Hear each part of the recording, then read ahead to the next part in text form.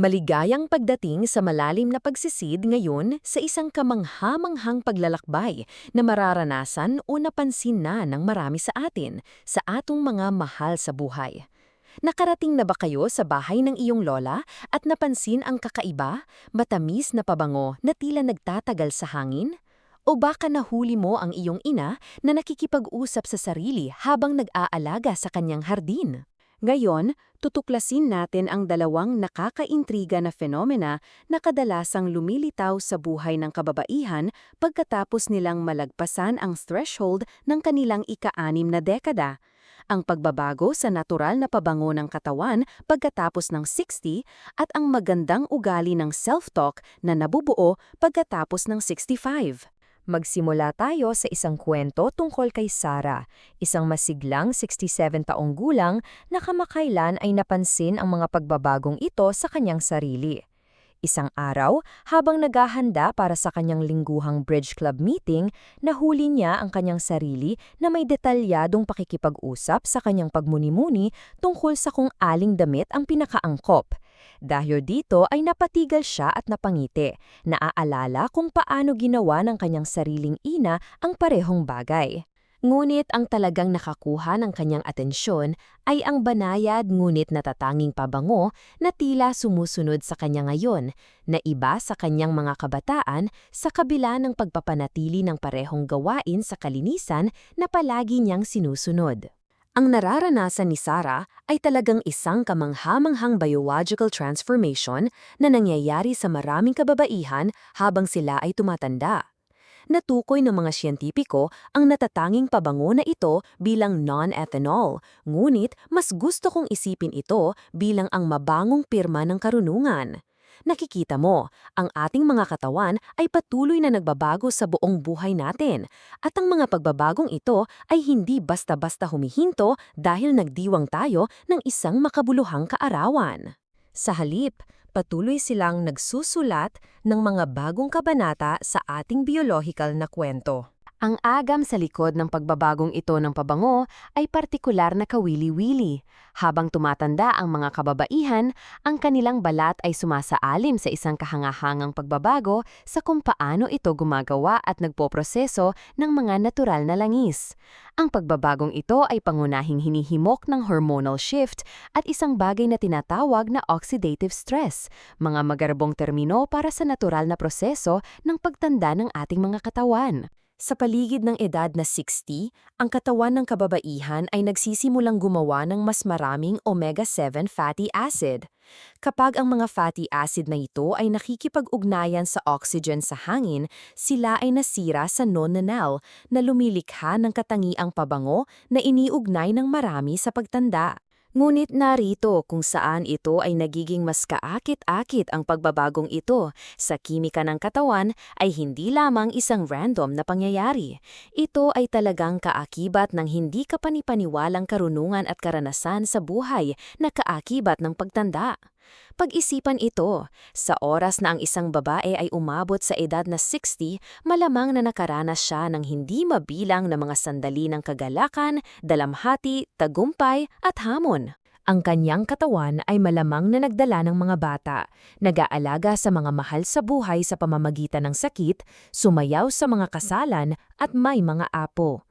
Ang lahat ng mga karanasang ito ay nag-iiwan ng kanilang marka hindi lamang sa ating mga kaluluwa kundi sa ating mga pisikal na nilalang. Ngayon, ikonekta natin ang pisikal na pagbabagong ito sa isa pang kapansin-pansing pag-unlad na kadalasang nangyayari sa parehong oras, ang tendensya para sa mga kababaihan na higit sa 65 na makipag-usap sa sarili. Ito ay hindi lamang random chatter, ito ay talagang isang sopistikadong proseso ng pag-iisip na nabubuo sa edad at karunungan. Maraming kababaihan ang nakakahanap ng kanilang sarili na may detalyadong pakikipag-usap sa kanilang sarili habang nagluluto, naghahalaman o kahit na ginagawa lamang ang kanilang pang-araw-araw na gawain. Kunin si Maria, halimbawa, isang 72 taong gulang na dating guro na napansin na nagsimula siyang magkaroon ng regular na pakikipag-usap sa kanyang sarili habang naghahanda ng kanyang sikat na hapunan sa linggo.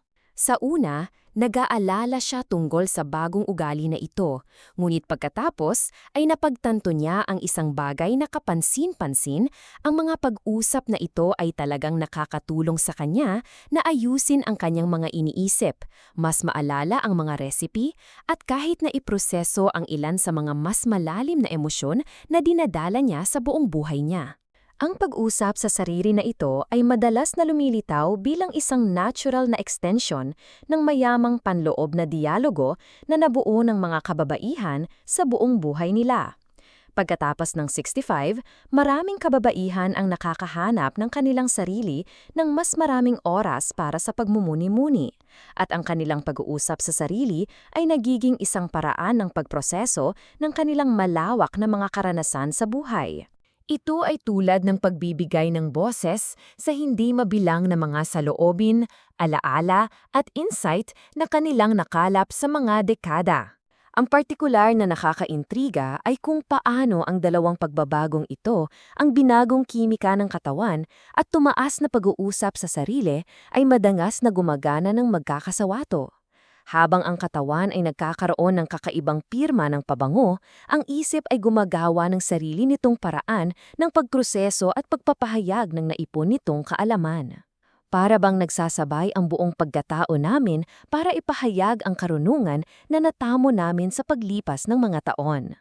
Pag-usapan natin kung ano ang magagawa natin para makayanan ang mga pagbabagong ito, hindi dahil kailangan nilang iayos, ngunit dahil ang pag-unawa sa mga ito ay nakakatulong sa atin na yakapin at makipagbagay sa mga ito ng maganda. Para sa pagbabago sa amoy ng katawan, mayroong ilang banayad, natural na mga diskarte na nagpaparangal sa ating mga katawan at sa ating kapaligiran. Ang mga babaeng Hapones, halimbawa, ay matagal nang gumagamit ng katas ng persimmon sa kanilang mga gawain sa pagligo. Ang natural na solusyon na ito ay tumutulong sa pag-neutralize ng nonenal habang iginagalang ang pinong balanse ng balat. Ang regular na pag-exfoliation ay nagiging mas mahalaga pagkatapos ng 60, ngunit hindi namin pinag-uusapan ang mga malupit na scrub dito. Isipin ito bilang pagbibigay sa iyong balat ng banayad na masahe. Tinutulungan itong ilabas ang mga lumang salula habang pinasisigla ang paggawa ng mga bago. Ang mga green tea bath ay maaaring maging kahanga-hanga. Ang mga ito ay hindi lamang nakaka-relax, ngunit nakakatulong din na in-neutralize ang mga amoy ng katawan habang nagbibigay ng mga antioxidants na sumusuporta sa kalusugan ng balat. Nagtagumpay ang ilang kababaihan sa mga body wash na nakabatay sa citrus o natural na deodorant na naglalaman ng mahahalagang langis tulad ng sage, lavender o rosemary. Kung tungkol sa pag-uusap sa sarili, sa halip na subukang sugpuin ito, bakit hindi yakapin ito bilang makapangyarihang kasangkapan nito? Ipinakikita ng pananaliksik na ang pakikipag-usap sa ating sarili ay maaaring mapabuti ang memorya, makakatulong sa amin na malutas ang mga problema ng mas epektibo at kahit na mabawasan ang stress. Natuklasan ng maraming kababaihan na nagiging mas produktibo ang kanilang pag-uusap sa sarili kapag inihahatid nila ito sa mga partikular na aktibidad tulad ng paghahardin, pagluluto o paggawa. Ito ay tulad ng pagkakaroon ng pakikipag-usap sa iyong sariling karunungan, hinahayaan itong gabayan ka sa pang-araw-araw na gawain at mas malalaking hamon sa buhay. Isaalang-alang ang kwento ni Eleanor, isang 70 taong gulang na pintor na sa simula ay nakaramdam ng pag-iisip sa sarili tungkol sa hilig niyang makipag-usap sa sarili habang nagpinta. Gayunpaman, sa lalong madaling panahon, napagtanto siya na ang mga pag-uusap na ito ay talagang nagpapahusay sa kanyang proseso ng malikhaing. Tatalakayin niya ang mga pagpipilian ng kulay sa kanyang sarili, makipagdebate sa iba't ibang mga diskarte, at kahit na magtrabaho sa pamamagitan ng mga personal na hamon habang gumagawa ng kanyang sining. Ang kanyang pakikipag-usap sa sarili ay naging isang mahalagang bahagi ng kanyang masining na pagpapahayag at ang kanyang mga pagpipinta ay nagsimulang magpakita ng mas malalim na emosyonal na lalim. Ang maganda sa dalawang pagbabagong ito ay kung paano nila madalas na ilapit ang mga babae sa kanilang tunay na sarili. Yung kakaibang amoy, Ito ay tulad ng isang signature na pabangon na nilikha ng kalikasan mismo na nagsasabi sa kwento ng isang buhay na nabubuhay. Ang pag-usap sa sarili, ito ang boses ng karanasan, pagbabahagi ng mga insight na nakuha sa mga dekada ng pamumuhay, pagmamahal at pag-aaral. Natuklasan ng ilang kababaihan na ang pagsali sa mga grupo o komunidad kung saan maibabahagi nila ang mga karanasang ito ay nakakatulong sa kanila na maging mas konektado at nauunawaan. May isang bagay na makapangyarihang tungkol sa pag-upo sa ibang mga kababaihan na dumaranas ng parehong mga pagbabago, pagbabahagi ng mga kwento, pagtatawanan tungkol sa kanilang mga pag-usap sa kanilang sarili at pakikipagpalitan ng mga tip tungkol sa natural na pangangalaga sa katawan. Kapansin-pansin na ang parehong mga pagbabagong ito ay madalas na nagtutugma sa isang panahon sa buhay ng mga kababaihan kung saan, sa wakas, ay mas makakatuon sila sa kanilang sarili. Pagkatapos ng mga dekada ng pag-aalaga sa iba, maraming kababaihan ang nagkakaroon ng oras at espasyo upang tuklasin ang kanilang sariling mga pangangailangan at interes. Ang mga pagbabago ng katawan at pagpapahayag ng isip sa pamamagitan ng pag-uusap sa sarili ay makikita bilang bahagi ng natural na evolusyon na ito. Kunin si Patricia, halimbawa, na ginugol ang halos lahat ng kanyang buhay bilang isang abalang ina at babae sa karera. Nang siya ay 65 taong gulang, napansin niya ang parehong mga pagbabagong nangyayari ng sabay-sabay. Sa halip na makaramdam ng pag-aalala, tiningnan niya ang mga ito bilang mga palatandaan na ang kanyang katawan at isip ay pumapasok sa isang bagong yugto ng buhay, isa kung saan maaari niyang unahin ang kanyang sariing kapakanan at personal na paglaki. Para sa mga naghahanap upang gumana sa mga pagbabagong ito, ang susi ay banayad, pare-parehong pangangalaga, kapwa para sa katawan at isip. Ang regular na pagligo gamit ang mga natural na produkto, pagsusuot ng mga tela na nakakahinga, at pagpapanatili ng magandang kasanayan sa kalinisan ay maaaring makatulong na pamahalaan ang mga pagbabago sa amoy ng katawan. Para sa pakikipag-usap sa sarili, ang pag-iingat ng isang journal ay maaaring makatulong na maihatid ang mga panloob na pag-uusap na iyon sa makabuluhang pagmumuni-muni, habang ang pananatiling aktibo sa lipunan ay tinitiyak na ang pakikipag-usap sa sarili ay nananatiling isang bahagi lamang ng isang mayamang tapestry ng komunikasyon. Ang partikular na kaakit-akit ay kung paano madalas na humahantong ang mga pagbabagong ito sa mga kababaihan na bumuo ng mga bagong gawain at ritual na nagpapahusay sa kanilang pangkalahatang kagalingan. Marami ang nakatuklas ng panibagong interes sa mga natural na kasanayan sa kalusugan, pagmumuni-muni o mga kasanayan sa paggalaw tulad ng yoga o tai chi. Ang mga aktibidad na ito ay hindi lamang nakakatulong sa mga pisikal na pagbabago, ngunit nagbibigay din ng mga nakabalangkas na pagkakataon para sa makabuluhang pagmumuni-muni sa sarili. Ang paglalakbay ng pagtanda ay natatangi para sa bawat babae. Ngunit ang mga karaniwang karanasang ito, mga pagbabago sa kimika ng katawan at pagtaas ng pakikipag-usap sa sarili, ay kadalasang lumilikha ng mga hindi inaasahang ugnayan sa pagitan ng mga kababaihang may katulad na edad. Nagiging usapan ng mga ito na humahantong sa mas malalim na pag-uusap tungkol sa buhay, karunungan at kagalakan ng patuloy na pag-unlad at paglaki, kahit na pagkatapos ng 60. Isaalang-alang kung paano ang mga pagbabagong ito ay maaaring maging paraan ng kalikasan sa pagtulong sa amin na umangkop sa mga bagong yugto ng buhay. Ang binagong chemistry ng katawan ay maaaring naghihikayat sa atin na bigyang pansin ang ating mga physical na pangangailangan, habang ang mas mataas na pag-usap sa sarili ay maaaring makatulong sa atin na iproseso ang ating masaganang karanasan sa buhay at magpatuloy sa pag-aaral at paglaki.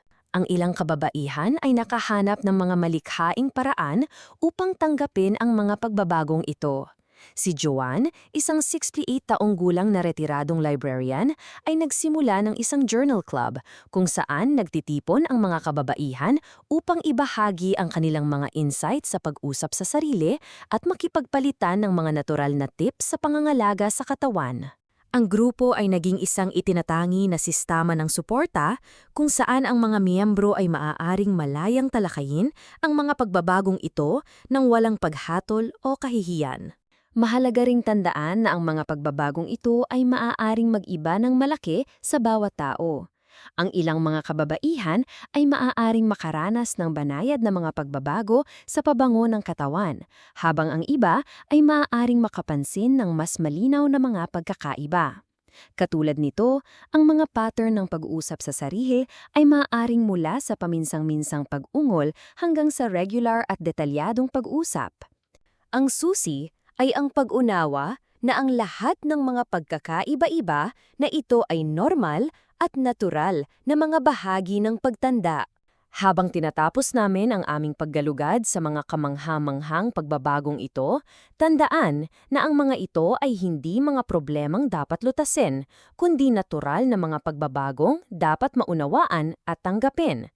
Bahagi sila ng maganda, masalimuot na paglalakbay ng pagkababae, isang paglalakbay na patuloy na nauusad sa kawili-wili at makabuluhang mga paraan, pagkaraan ng 60 o 65 kandila sa ating birthday cake. Sa susunod na maamoy mo ang kakaibang pabango na iyon o makita ang iyong sarili sa malalim na pakikipag-usap sa iyong mga halaman, tandaan na nakikilaho ka sa isang natural na ebulsyon na naranasan ng hindi mabilang na kababaihan bago ka.